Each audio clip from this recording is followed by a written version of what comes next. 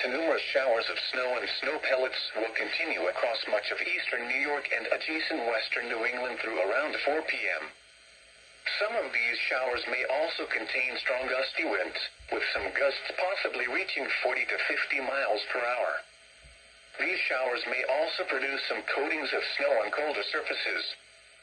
Motorists should expect occasionally gusty winds and brief reductions in visibility when traveling through these showers.